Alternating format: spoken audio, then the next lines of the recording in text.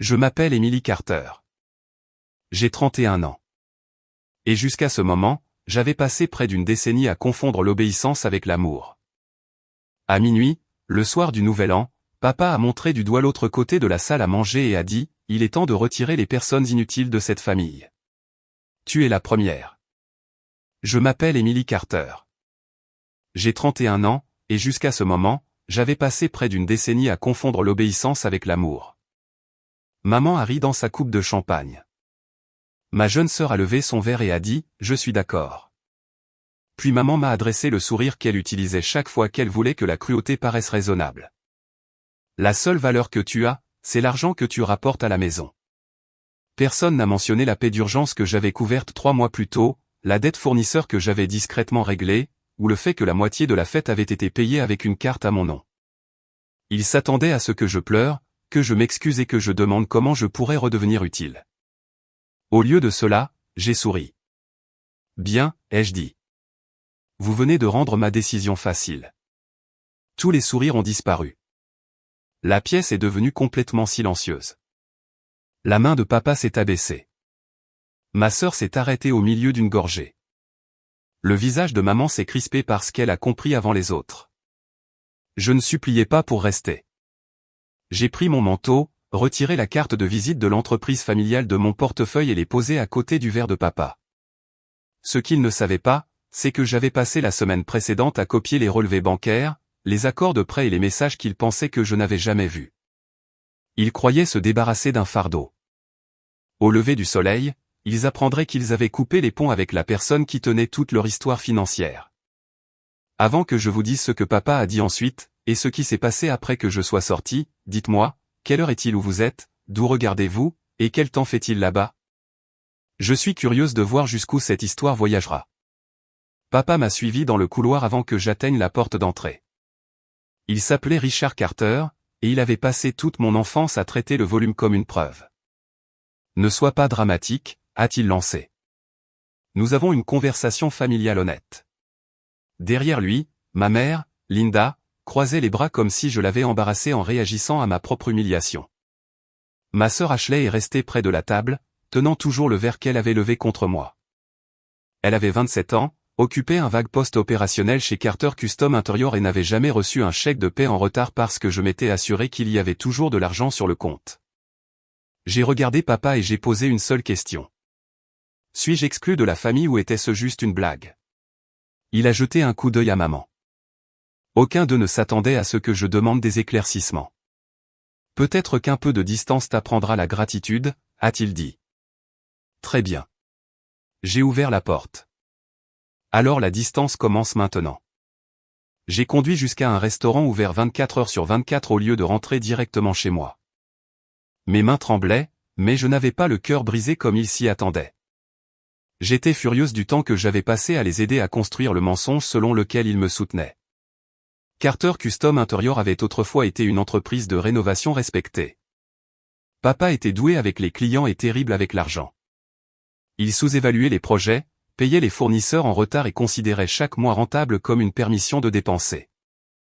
Maman s'occupait des relations communautaires, ce qui signifiait principalement des déjeuners de charité, des clubs sociaux et s'assurer que tout le monde dans notre banlieue croyait que l'entreprise était florissante. Ashley a rejoint l'entreprise après l'université et s'est immédiatement attribué un titre, un nouveau VUS et un compte de dépenses d'entreprise. J'avais bâti ma propre carrière dans le marketing. J'ai commencé comme rédactrice junior, suis passé à la stratégie de campagne et suis finalement devenu gestionnaire de compte dans une agence de taille moyenne à Chicago. Lorsque l'entreprise familiale a failli manquer une paie 3 ans plus tôt, papa m'a appelé en pleurant. Il a dit que 12 employés rentreraient chez eux sans chèque et que des familles souffriraient. J'ai transféré $20 000 le même après-midi. Un mois plus tard, il y a eu une autre crise, puis une autre. Au début, les paiements étaient informels. Finalement, mon comptable a insisté sur des billets à ordre écrit et un accord de participation minoritaire. Papa s'est plaint que la paperasse était froide, mais il a signé parce qu'il avait besoin de l'argent. À ce réveillon du Nouvel An, j'avais injecté $184 000 dans l'entreprise, garanti personnellement une partie de sa ligne de crédit et payé discrètement plusieurs dépenses chaque fois que le compte de l'entreprise tombait trop bas. 6 semaines avant la fête, mon agence avait éliminé mon département après avoir perdu 2 clients majeurs. J'ai reçu une indemnité de départ et j'avais assez d'économies pour vivre prudemment pendant plus d'1 an. J'ai dit à ma famille que je décidais si je devais rejoindre une autre agence ou créer quelque chose par moi-même. Ils n'ont entendu qu'une chose. Mon salaire avait cessé. Il y avait eu des signes avant-coureurs bien avant cette nuit, mais je m'étais entraîné à les renommer. Quand papa demandait de l'argent, j'appelais ça de la loyauté. Quand maman partageait mon salaire avec des parents, j'appelais ça de la fierté. Quand Ashley plaisantait en disant que j'étais la banque de secours de la famille, je riais parce qu'admettre la vérité aurait révélé à quel point leur affection était devenue conditionnelle. Une promotion signifiait que je pouvais couvrir une plus grande urgence. Un bonus signifiait que l'entreprise pouvait reporter une autre facture en retard. Personne ne m'a demandé ce que je voulais construire pour moi-même. Les appels ont changé immédiatement. Papa a commencé à me demander quand j'allais devenir sérieuse. Maman a commencé à mentionner qu'Ashley n'avait jamais été au chômage. Ashley a plaisanté en disant que je prenais de petites vacances pendant que tout le monde travaillait. Aucun d'eux n'a reconnu que mon indemnité de départ avait couvert leur paie de novembre et la compte pour la fête du Nouvel An. Au restaurant, j'ai ouvert mon ordinateur portable et me suis connecté à tous les comptes qui m'étaient liés. J'ai annulé la carte d'employé qu'Ashley utilisait sous mon crédit. J'ai arrêté le virement automatique prévu pour le premier jour ouvrable de janvier. J'ai envoyé un courriel au comptable externe de l'entreprise pour demander des états financiers complets, les registres des actionnaires et des copies de tous les documents de prêt en cours. Puis j'ai envoyé un avis formel à papa et maman. Avec effet immédiat, je ne fournirai plus de fonds personnels supplémentaires, ne signerai aucune nouvelle garantie et n'approuverai aucune utilisation de mon nom ou de mon crédit. À minuit 47, Ashley a appelé. J'ai laissé sonner. À minuit 49, maman a texté, tu prouves qu'il a raison. À minuit 52, papa a écrit, ton petit coup de tête pourrait nuire à des employés innocents. J'ai fixé cette phrase pendant un long moment. Il avait trouvé la seule arme qui avait toujours fonctionné sur moi. La culpabilité déguisée en responsabilité. J'ai failli rappeler. J'ai failli m'excuser et promettre de maintenir la paix en sécurité jusqu'à ce que je trouve une meilleure solution. Puis le comptable a répondu avec un message qui m'a glacé. Il a dit qu'il essayait de me joindre en privé depuis plusieurs jours. Une proposition de refinancement était arrivée avec mon nom listé comme garant. Même s'il n'avait jamais vu mon approbation, une ébauche de résolution du conseil d'administration était jointe, affirmant que j'avais accepté de mettre mes actions en garantie. Je l'ai lu 2 fois, puis une 3e fois. La signature sous mon nom ressemblait assez à la mienne pour tromper quelqu'un qui ne l'avait vue qu'une fois. Ce n'était pas la mienne. C'est à ce moment que l'histoire a changé. Jusque-là, j'avais cru que ma famille était cruelle, pleine de droits et financièrement dépendante de moi. Maintenant, je savais que quelqu'un avait tenté de rendre ma dépendance permanente. Le refinancement aurait regroupé les dettes en souffrance de l'entreprise en un prêt plus important, garanti en partie par ma participation et ma garantie personnelle. Si l'entreprise échouait, il pourrait se retirer de l'entreprise tandis que le prêteur viendrait me poursuivre. J'ai tout transmis à une avocate d'affaires nommée Caroline Reed, que mon comptable m'avait recommandée. J'ai également téléchargé des années de courriels, de textos, de virements et d'accords signés. Que feriez-vous si les personnes qui vous traitent de fardeau avaient discrètement bâti leur survie autour de votre crédit? Je n'avais pas encore de réponse, mais alors que le ciel commençait à s'éclaircir à travers les fenêtres du restaurant, je me suis fait une promesse. Je ne les sauverai pas des conséquences de ce qu'ils avaient choisi. Caroline m'a appelé à 9h le lendemain matin. Elle m'a dit de n'accuser personne publiquement, de ne rien signer et de ne supprimer aucun message. Elle a également expliqué que la résolution falsifiée pourrait être plus qu'un différend familial. Elle pourrait exposer quiconque l'a préparée ou soumise à une responsabilité civile et éventuellement à une enquête criminelle. Ces mots m'ont retourné l'estomac. Je n'avais pas imaginé des avocats, des experts comptables judiciaires ou une signature copiée par quelqu'un qui m'avait regardé signer des cartes d'anniversaire pendant des années. Papa m'a convoqué à une réunion de famille 2 jours plus tard. La formulation était délibérée. Il n'a pas demandé si je pouvais venir. Il a envoyé une heure comme si j'étais encore une employée attendant des instructions. Caroline m'a conseillé d'y assister seulement si je me sentais en sécurité, d'enregistrer la conversation là où c'était légalement permis et d'éviter de révéler tout ce que je savais. Je suis arrivé avec mon téléphone enregistrant dans la poche de mon manteau et des copies de mon accord de participation stockées ailleurs. Papa était assis en bout de table. Maman était à côté de lui avec l'expression blessée qu'elle utilisait avant de me reprocher de l'avoir blessé. Ashley avait un dossier ouvert devant elle. Papa a commencé d'une voix contrôlée. Le nouvel an a dérapé. Nous avons tous dit des choses. J'ai gardé le silence. Il a continué. Mais tu as riposté en annulant une carte de visite d'entreprise et en retenant de l'argent dont les employés dépendent. La voilà encore, la transformation de mes limites en une attaque. Il a fait glisser un document vers moi. C'était un accord de refinancement révisé. Signe ça et nous pourrons oublier toute cette vilaine soirée. Je n'ai pas touché le stylo. Pourquoi le prêteur croit-il que j'ai déjà approuvé la première version? Les yeux d'Ashley se sont tournés vers papa. Les doigts de maman se sont resserrés autour de sa tasse de café. Papa s'est penché en arrière. La paperasse préliminaire est parfois désordonnée. Personne n'a rien falsifié. Je n'ai pas utilisé ce mot. L'ambiance dans la pièce a changé. Ashley a fermé le dossier. La voix de papa s'est durcie. Tu essaies de détruire cette famille parce que tes sentiments ont été blessés. Non, ai-je dit. Je refuse de laisser cette famille me détruire parce que j'ai arrêté de payer. Maman est intervenue. Elle m'a rappelé combien ils avaient sacrifié quand j'étais jeune. Les vêtements d'école, les appareils dentaires, les visites d'université, un toit sur ma tête. Elle a énuméré l'éducation de base comme si chaque élément était un prêt arrivant à échéance. Puis Ashley a dit la phrase qui a finalement balayé tout doute restant. Tu n'as même pas besoin des actions. Tu ne travailles jamais ici. Rends-les et arrête de prétendre que tu as construit l'entreprise de papa. Je lui ai demandé qui avait préparé la résolution du conseil d'administration. Elle a dit qu'elle ne savait pas. Je lui ai demandé pourquoi son nom apparaissait dans les métadonnées du document comme étant le dernier éditeur. Son visage s'est vidé. Papa s'est levé si vite que sa chaise a raclé le sol. Tu nous as espionnés. L'accusation était presque impressionnante. Ils avaient créé un faux document en utilisant mon nom, et pourtant, c'est moi qui étais l'intruse pour l'avoir découvert.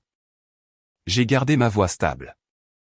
Je vous donne une chance de retirer la demande de refinancement, de corriger le dossier auprès du prêteur et de fournir les livres comptables complets de l'entreprise à mon avocate. Papa a ri. Ton avocate? Écoute-toi. Tu perds un emploi et soudain, tu joues à la femme d'affaires. Il a annoncé que si je refusais de signer, il dirait à nos parents que j'avais abandonné les employés et volé les fonds de l'entreprise. Maman a dit que les gens savaient déjà que j'étais instable après avoir été licencié. Ashley a ajouté qu'elle avait des contacts dans le marketing et qu'elle pourrait s'assurer que les agences entendent à quel point je n'étais pas fiable. Leurs menaces venaient trop facilement. Cela m'a indiqué qu'ils en avaient discuté avant mon arrivée. Je me suis levé et j'ai boutonné mon manteau. Papa a pointé la chaise. Assieds-toi. Nous n'avons pas fini. Nous si. J'ai regardé chacun d'eux. N'utilisez plus mon nom, ma signature, mon crédit ou mon argent. Communiquez par l'intermédiaire de Caroline. Maman m'a suivi dans l'entrée et m'a attrapé le bras. Pas assez fort pour me blesser, mais assez fort pour me rappeler qu'elle croyait toujours que l'accès à moi était son droit. Après tout ce que nous avons fait pour toi, comment peux-tu nous punir comme ça? Je me suis dégagé. Je ne vous punis pas. Je vous empêche de me faire payer. Leur version s'est répandue rapidement parce qu'elle était simple. Une fille au chômage était devenue amère et vindicative. La vérité impliquait des contrats, des garanties, des dépenses cachées et des années de pression déguisées en devoir familial. Pourtant, quelques parents m'ont contacté en privé. Un oncle a admis que papa lui avait emprunté de l'argent et ne l'avait jamais remboursé. Une ancienne employée a dit qu'Ashley avait ordonné au personnel de dissimuler des frais personnels lors des examens mensuels. Leurs messages ne m'ont pas réconforté, mais ils ont confirmé que je n'imaginais pas un schéma. Le soir même, la campagne de diffamation avait commencé. Une tante a appelé pour demander pourquoi j'essayais de mettre mon père en faillite. Un cousin a envoyé une capture d'écran d'un message d'Ashley affirmant qu'un parent jaloux non nommé avait saboté une petite entreprise familiale après s'être vu offrir de l'aide. Papa a envoyé un courriel à plusieurs employés et m'a mise en copie, disant que le financement avait été perturbé par la vendetta personnelle d'une actionnaire minoritaire. Il s'attendait à ce que la honte me ramène à la table. Au lieu de cela, j'ai envoyé chaque message à Caroline. Le comptable a conservé les fichiers de refinancement originaux. Le prêteur a suspendu la demande et a ouvert une enquête interne. J'ai aussi appris que l'entreprise avait suffisamment de créances pour couvrir la paie si papa recouvrait les factures en retard et arrêtait les dépenses discrétionnaires. Aucun employé innocent n'avait besoin de mon virement d'urgence. La crise existait parce que papa préférait mon argent à sa propre responsabilité. Cette nuit-là, j'ai écouté l'enregistrement une fois. Leur voix semblait plus calme que dans mon souvenir, ce qui, d'une certaine manière, rendait les menaces pires. Je voulais appeler papa et lui demander s'il m'avait jamais aimé en dehors de ce que je pouvais fournir. Mais certaines questions sont des pièges. Les gens qui profitent de votre confusion donnent rarement des réponses qui vous libèrent. J'ai donc cessé de demander pourquoi ils avaient fait ça et j'ai commencé à me demander ce que je devais faire ensuite. La réponse était simple. Partir avant qu'ils ne trouvent un autre moyen de faire de ma vie une garantie. Je vivais dans l'appartement au-dessus du garage de mes parents depuis mon licenciement parce qu'ils insistaient que cela m'aiderait à économiser de l'argent. En réalité, je payais un loyer, couvrais les charges et restais assez proche pour résoudre chaque urgence. Après la réunion de famille, les pièces ressemblaient moins à un logement temporaire qu'à un poste de surveillance. Maman entrait sans frapper. Papa vérifiait si ma voiture était dehors. Ashley a commencé à venir chercher des biens de l'entreprise, bien qu'elle n'ait jamais pu identifier ce qu'elle voulait dire. J'ai signé un bail pour un petit appartement d'une chambre dans le nord de Chicago. Ce n'était pas glamour, mais le loyer correspondait à mon budget d'indemnité de départ. L'immeuble était sécurisé et le bureau près de la fenêtre pouvait devenir un bureau. En faisant mes cartons, des objets ordinaires m'ont ouvert des portes vers de plus vieux souvenirs. Une tasse ébréchée m'a rappelé le matin où papa a loué ma première promotion, puis m'a demandé $5000 avant que je finisse mon petit déjeuner. Un manteau d'hiver m'a rappelé l'année où maman m'a traité d'égoïste pour avoir planifié des vacances au lieu de couvrir le sol d'Ashley. Il y avait aussi eu des dîners chaleureux et une affection sincère. C'est ce qui rendait le départ difficile. Mais la tendresse mêlée de contrôle restait du contrôle, et la nostalgie ne pouvait pas réécrire ce qui se passait maintenant. J'ai programmé les déménageurs pour un matin où papa était censé être sur un chantier. D'une manière ou d'une autre, il l'a découvert. Quand le camion est arrivé, papa a garé sa camionnette en travers de l'allée. Il a dit que rien ne partirait tant que je n'aurais pas rendu l'ordinateur portable de l'entreprise, les dossiers clients et les actifs familiaux. L'ordinateur portable était le mien, acheté avant même que j'investisse dans l'entreprise. Les dossiers clients étaient stockés sur le serveur de l'entreprise, pas dans mon appartement. Son véritable objectif était de retarder. Maman se tenait près de la porte du garage, pleurant assez fort pour que les déménageurs l'entendent. Ashley me filmait avec son téléphone en racontant que je volais mes parents. Quelques mois plus tôt, cette performance m'aurait peut-être brisé. Ce matin-là, j'ai appelé la ligne de police non urgente et j'ai demandé une assistance civile. J'ai montré à l'officier qui a répondu mon bail, mes reçus, ma pièce d'identité et un inventaire de mes biens. La confiance de papa s'est effondrée dès qu'une personne impartiale lui a demandé d'identifier les biens qu'il réclamait.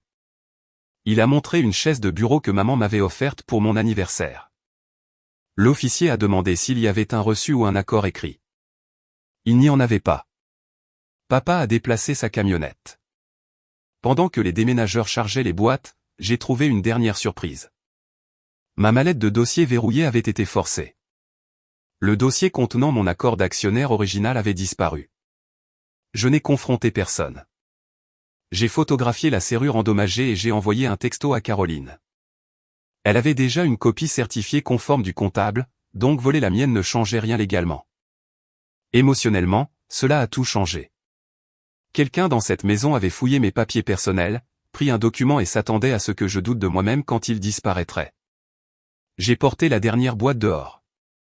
Maman s'est mise sur mon chemin et a murmuré, « Tu vas regretter d'avoir humilié ton père. » A-t-il regretté de m'humilier? Elle a détourné le regard. C'était sa réponse. Dans mon nouvel appartement, je n'ai déballé que l'essentiel, vêtements, vaisselle, équipements de travail et une photo encadrée de ma grand-mère. La seule personne de la famille qui m'avait encouragé à construire une vie que personne ne pourrait contrôler. J'ai changé tous mes mots de passe, gelé mon crédit, ajouté des alertes à la fraude, redirigé mon courrier et bloqué ma famille sur les réseaux sociaux. Je n'ai pas bloqué les courriels car Caroline voulait un enregistrement écrit de toute menace ou demande financière. Le lendemain, elle a envoyé des avis formels au prêteur et à l'entreprise. Je ne renouvellerai pas ma garantie personnelle lorsque la ligne de crédit arriverait à échéance dans 90 jours. Je ne réclamais pas le prêt par anticipation, ne saisissais pas les actifs et n'interférais pas avec les opérations. Je refusais simplement de promettre mon avenir pour des dettes que je ne contrôlais pas. La distinction était importante. La vengeance n'était pas de détruire leur entreprise. La vengeance était de laisser l'entreprise debout sans utiliser mon corps comme échafaudage. Papa a répondu par une seule phrase. Si l'entreprise fait faillite, ce sera de ta faute. J'ai imprimé le courriel et l'ai placé dans un dossier intitulé Épreuve. Puis je me suis assise par terre dans mon appartement presque vide et j'ai pleuré, non pas parce que je voulais revenir, mais parce que partir n'effaçait pas l'amour que j'avais un jour espéré mériter. La liberté peut ressembler à du chagrin avant de ressembler à la paix. Je me suis accordé une nuit pour faire le deuil de la famille que je pensais avoir. Le lendemain matin, j'ai monté mon bureau, ouvert mon ordinateur portable et commencé à construire la vie qu'il m'avait dit que j'étais incapable de créer. L'indépendance ne m'a pas transformé du jour au lendemain. Elle m'a donné la responsabilité sans témoin. Personne n'applaudissait quand je réduisais mes dépenses et personne d'autre ne pouvait être blâmé quand une proposition était rejetée. J'avais assez d'économies pour les dépenses de base, donc je n'ai jamais eu besoin de prétendre que j'étais affamé. La vraie pression était le calendrier. Chaque mois sans revenu stable réduisait mes choix. Mon ami d'université, Daniel Ortiz, est devenu la première personne à qui j'ai raconté toute l'histoire. Daniel avait monté un petit studio de développement web après avoir quitté un partenaire commercial contrôlant. Il comprenait donc la différence entre l'encouragement et le sauvetage. Il n'a pas offert de résoudre ma vie. Il m'a aidé à fixer le prix de mes services, à examiner mon modèle de contrat et m'a demandé pourquoi je continuais à postuler à des emplois qui ressemblaient exactement à celui que j'avais perdu. « Tu parles de créer une agence ?» a-t-il dit. « Mais chaque matin, tu demandes la permission de devenir l'employé de quelqu'un d'autre. » La question m'a irrité parce qu'elle était juste. J'ai créé un site web simple sous le nom de Northline Strategy et j'ai proposé de la planification de campagne, du message de marque et de la recherche client aux entreprises locales. Mon premier client était un studio de fitness de quartier dont le propriétaire avait gaspillé de l'argent dans des publicités qui attiraient l'attention, mais pas d'adhésion. J'ai passé 2 semaines à interroger les clients, à réécrire le message du studio et à concevoir une campagne de parrainage. Le propriétaire a gagné 38 nouveaux membres en un mois et m'a présenté à 2 autres entreprises. Puis est venu un échec dont j'avais besoin. Un groupe de restaurants m'a embauché pour un lancement, a changé le périmètre 3 fois, a rejeté chaque concept et a retardé le paiement. Ma famille m'avait appris à répondre aux conflits en travaillant plus dur gratuitement. J'ai failli le refaire. Au lieu de cela, j'ai fait respecter le contrat que Daniel m'avait aidé à rédiger. Le client a payé les frais d'annulation. J'ai perdu le projet mais j'ai gardé ma dignité et cette leçon valait plus que la facture. Toutes les semaines n'avançaient pas. Un mois, 2 clients ont retardé leur paiement. Mon ordinateur portable est tombé en panne pendant une date limite et une proposition sur laquelle j'avais passé 40 heures a été attribuée à une plus grande agence. La panique a brièvement rendu la dépendance attrayante. J'ai envisagé de répondre à maman et de lui demander si mon ancienne chambre était disponible. Puis je me suis souvenu de l'accord manquant et de la fausse signature. Revenir ne serait pas un abri. Ce serait une reddition avec des meubles familiers. J'ai utilisé mon fonds d'urgence, négocié des échéanciers de paiement et continué à travailler. Pendant ce temps, les courriels de la maison devenaient de plus en plus désespérés. Papa a d'abord demandé un prêt relais temporaire de 30 000 $. Comme je ne répondais pas, maman a écrit qu'une employée attendait un bébé. Ashley a affirmé que les fournisseurs refusaient les livraisons parce que j'avais nui à la réputation de l'entreprise. Les rapports du comptable racontaient une autre histoire. Papa n'avait pas recouvré près de 90 000 $ de paiements clients en retard. Ashley avait facturé des séjours dans des hôtels de luxe, des meubles de créateurs pour son appartement et un week-end d'anniversaire à l'entreprise. Les événements communautaires de maman avaient englouti des milliers de dollars tandis que les primes d'assurance essentielles restaient impayées. J'ai autorisé le comptable à fournir au conseil d'administration un plan écrit de recouvrement de trésorerie, à recouvrer les créances, à vendre le VUS supplémentaire, à suspendre les avantages des actionnaires et à réduire les dépenses non essentielles. Je n'ai pas envoyé d'argent. Papa a rejeté le plan comme étant irrespectueux. 2 semaines plus tard, il a licencié 3 employés juniors tandis qu'Ashley gardait son titre, son véhicule et son compte de dépenses. Cette décision a effacé la dernière trace de culpabilité que je ressentais en retenant un autre sauvetage. L'histoire publique de la famille est également devenue plus laide. Ashley a publié que j'avais volé des informations clients confidentielles pour lancer Northline. Papa a dit aux fournisseurs que j'avais gelé les comptes de l'entreprise, ce qui était faux. Maman a appelé mes anciens collègues et m'a décrite comme émotionnellement instable. Caroline a envoyé une lettre de mise en demeure étayée par des dossiers montrant que les clients de Northline n'avaient aucun lien avec Carter Custom Interior. La plupart des gens se seraient arrêtés. Ashley a publié une photo de la lettre avec un emoji rieur et a écrit « La vérité rend les gens coupables nerveux ». Cette erreur est devenue importante plus tard. Pendant les 4 mois suivants, j'ai travaillé sans annoncer chaque victoire. Northline est passé d'un client à 7. Je me suis associé à Daniel sur des projets nécessitant du développement de sites web et j'ai engagé un designer indépendant au lieu de prétendre que je pouvais tout faire seul. J'ai assisté à des événements de l'industrie non pas pour feindre la confiance mais pour la pratiquer. Lors d'un atelier, j'ai rencontré Vanessa Cole, une directrice marketing régionale connue pour redresser des marques de détail en difficulté. Elle a remis en question mes idées, m'a recommandé des livres et m'a finalement invité à soumettre une proposition pour une chaîne de magasins d'articles pour la maison indépendant. Le projet pourrait changer mon entreprise. Mais la préparation de la présentation m'a forcé à affronter une vieille peur. Et si ma famille avait raison et que ma valeur ne venait que de l'argent que je produisais ?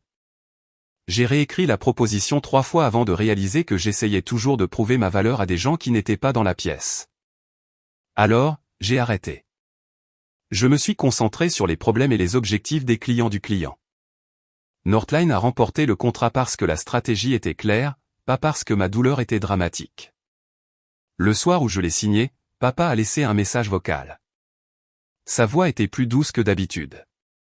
Il a dit que la banque pourrait ne pas renouveler la ligne de crédit de l'entreprise sans moi et m'a demandé de me souvenir d'où je venais. Je l'ai écouté une fois et n'ai rien supprimé.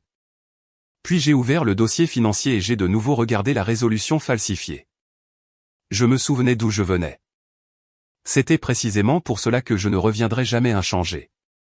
La campagne de Northline pour HomeGood a dépassé l'objectif trimestriel du client, et Vanessa m'a invité à présenter l'étude de cas lors d'une conférence marketing régionale. L'invitation était importante parce qu'elle était méritée, non arrangée par quelqu'un qui portait mon nom de famille. J'ai passé des semaines à préparer les données, à vérifier chaque affirmation et à m'entraîner jusqu'à ce que je puisse expliquer la campagne sans me cacher derrière des diapositives. Le matin de la conférence, Caroline a appelé. Carter Custom Interior avait intenté un procès m'accusant de détournement de fonds de l'entreprise, de vol de secrets commerciaux et d'interférence intentionnelle avec son prêteur. Papa avait finalement transformé la campagne de diffamation en une déclaration légale sous serment. Un procès semblait officiel même lorsque ces allégations étaient fausses. Il pouvait effrayer les clients, épuiser mes économies et me forcer à retourner dans le système familial par un conflit sans fin. Caroline n'avait pas l'air effrayée. Elle a dit, « Ils viennent de nous donner le droit de demander leur dossier dans le cadre de la procédure de communication des pièces. » Cette phrase m'a calmé. Papa avait toujours contrôlé l'histoire en décidant quel fait était dit. Au tribunal, il devrait produire des documents. Nous avons répondu à la plainte et déposé des demandes reconventionnelles concernant la résolution falsifiée, l'utilisation non autorisée de mon identité, la rupture de l'accord d'actionnaire et la diffamation. Nous avons demandé des relevés bancaires, des notes de frais, des communications du conseil d'administration, la correspondance avec le prêteur et l'historique électronique du document portant ma fausse signature. Puis je suis monté sur la scène de la conférence. Je n'ai pas parlé de ma famille au public.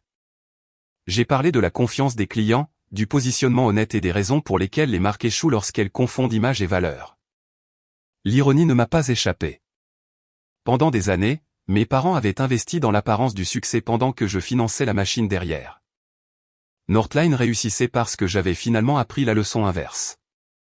La crédibilité doit être soutenue par la réalité. Après la présentation, des propriétaires d'entreprises ont fait la queue pour poser des questions. 2 ont demandé des propositions. Une publication professionnelle a demandé à m'interviewer sur la campagne. J'aurais dû me sentir victorieuse, mais le procès restait comme une pierre dans ma poitrine. Le succès ne faisait pas disparaître la peur. Il me donnait quelque chose qui valait la peine d'être protégé contre elle. La communication des pièces a commencé un mois plus tard. L'expert comptable judiciaire a découvert qu'Ashley avait créé la fausse résolution du conseil d'administration en utilisant un modèle d'un financement précédent. Les métadonnées ont montré qu'elle avait inséré mon nom dans le document. Un courriel de papa lui donnait pour instruction de le faire paraître routinier afin que le prêteur ne me contacte pas avant les fêtes. Maman avait écrit, Émilie signera une fois qu'elle réalisera que nous ne pouvons pas survivre autrement. Ils avaient prévu de présenter la demande complétée comme une urgence irréversible et de me faire honte pour que je l'accepte. Les dossiers ont également détruit leur affirmation selon laquelle j'avais volé de l'argent. Chaque virement allait dans la direction opposée, de moi vers l'entreprise. L'entreprise me devait le principal et les intérêts en vertu de billets signés. Pendant ce temps, papa avait utilisé les fonds de l'entreprise pour des réparations de propriété personnelle. Maman avait facturé des événements sociaux sans rapport avec le développement des affaires, et les dépenses d'Ashley étaient pires que ce que le comptable avait initialement vu. Sur 2 ans, elle avait dépensé plus de 60 000 $ en voyages, vêtements, restaurants et paiements à un consultant qui s'est avéré être son petit ami. Les preuves ont également révélé avec quel soin ils avaient géré les apparences. Des messages internes montraient maman coachant papa sur ce qu'il fallait dire aux employés pendant qu'Ashley rédigeait des publications sociales avant que le prêteur ne les contacte. Il construisait un dossier public dans lequel je devenais responsable de toutes les conséquences de leurs dépenses. Cela faisait plus mal que les insultes impulsives du soir du Nouvel An. Pourtant, la planification qui a rendu la trahison pire l'a également rendue prouvable. Les dates, les pièces jointes, les révisions et les écritures bancaires ont transformé des années de déni en faits que personne ne pouvait rejeter comme un malentendu. Lorsque leur avocat a examiné les preuves, le ton a changé. Papa a cessé d'envoyer des insultes et a commencé à envoyer des appels. Maman a écrit que les familles ne devraient pas exposer les erreurs des autres.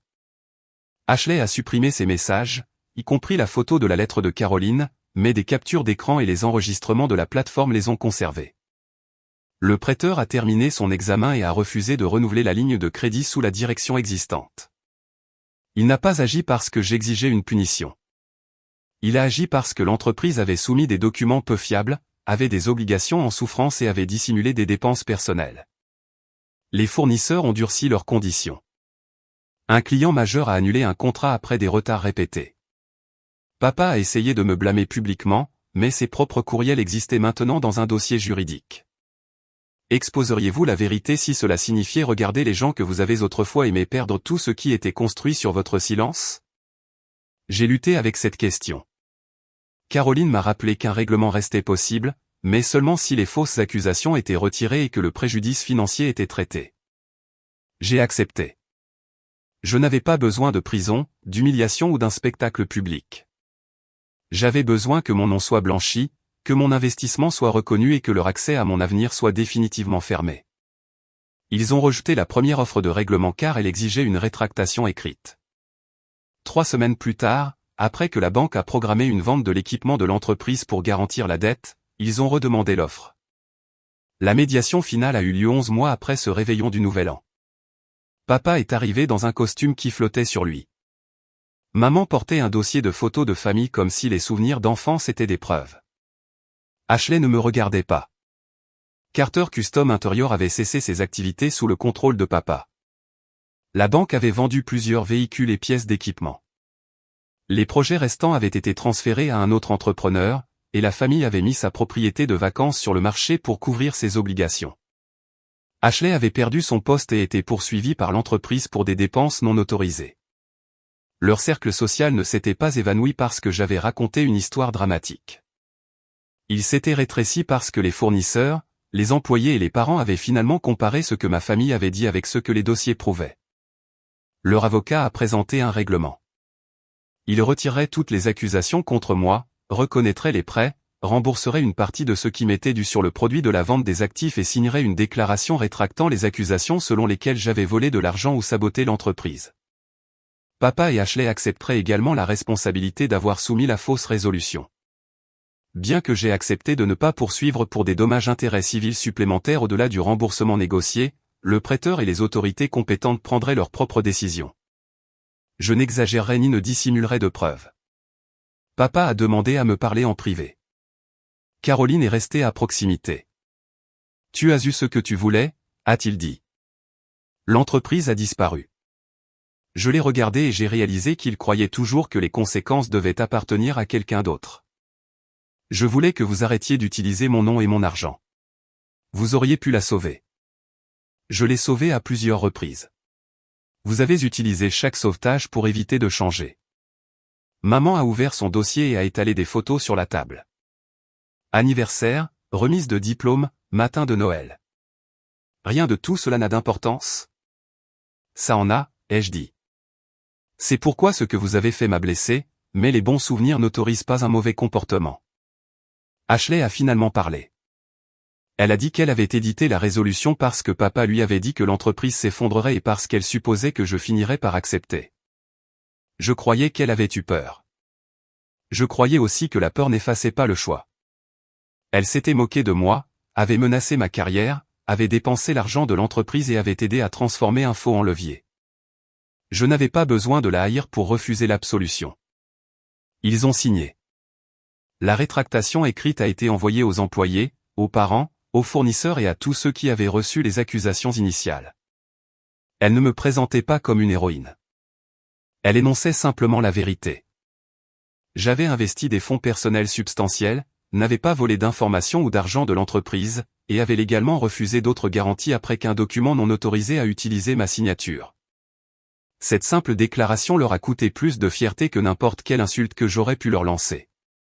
Mon remboursement était inférieur au montant total que j'avais investi, mais il était suffisant pour supprimer le dernier lien financier entre nous. J'en ai utilisé une partie pour développer Northline et j'ai créé une petite subvention d'urgence pour les travailleurs quittant des entreprises familiales coercitives. Daniel est devenu mon partenaire numérique à long terme. Vanessa a rejoint mon conseil consultatif et j'ai embauché 2 employés, dont un qui avait été licencié lorsque papa avait protégé les avantages d'Ashley. Le règlement n'a pas réparé notre relation, et j'ai refusé de prétendre que la paperasse pouvait créer le remords. Maman a envoyé des cartes de vœux sans aborder ce qui s'était passé. Ashley a offert une seule excuse axée principalement sur sa peur. Papa alternait entre le silence et des messages sur des opportunités que nous pourrions poursuivre. En tant que famille. Je ne répondais que lorsque c'était nécessaire et ne discutais jamais d'argent. Les limites semblaient répétitives car elles devaient être répétées à des personnes qui traitaient chaque exception comme une permission. Peu à peu, leurs messages sont devenus moins fréquents. La distance n'était pas dramatique, mais elle était honnête. 1 an après l'annonce de minuit, j'ai passé le réveillon du Nouvel An dans mon propre bureau avec des amis et des collègues. À 23h58, un courriel de papa est apparu. Il a écrit qu'il espérait que nous pourrions recommencer et a demandé si je l'aiderais à financer une plus petite entreprise. J'ai presque ri. Puis j'ai ressenti quelque chose de plus calme. De la certitude. J'ai répondu. J'espère que tu reconstruiras ta vie de manière responsable. Je ne la financerai pas, ne la garantirai pas et ne travaillerai pas dedans. Toute relation personnelle nécessiterait du temps, de la responsabilité et du respect sans accès à mon argent. À minuit, je n'ai pas levé un verre à leur chute. Je l'ai levé à la limite qui m'avait sauvé. La vengeance n'était pas de faire souffrir ma famille pour m'avoir rejeté. C'était de refuser de continuer à souffrir pour qu'ils puissent rester confortables. Ils m'ont traité d'inutile quand ils croyaient que je paierais toujours pour le privilège d'appartenir. À la fin, ils ont perdu l'entreprise, la réputation et le contrôle qu'ils avaient protégé avec mon silence. J'ai perdu l'illusion que l'amour devait être acheté.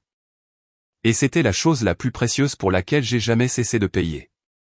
Alors, dites-moi honnêtement, si votre famille ne s'excusait qu'après la disparition de l'argent, leur pardonneriez-vous ou garderiez-vous la porte fermée jusqu'à ce que leurs actions correspondent enfin à leurs paroles? Nous espérons que cette histoire fictive vous a apporté de l'émotion, de l'attention et une fin significative. Tout dans cette vidéo a été créé uniquement à des fins de divertissement et de réflexion éducative. Des histoires comme celle-ci nous rappellent que la vengeance n'est pas toujours bruyante ou dramatique. Parfois, la vengeance la plus satisfaisante est de devenir calme, prospère et complètement inaccessible aux personnes qui ont autrefois essayé de vous briser. Merci.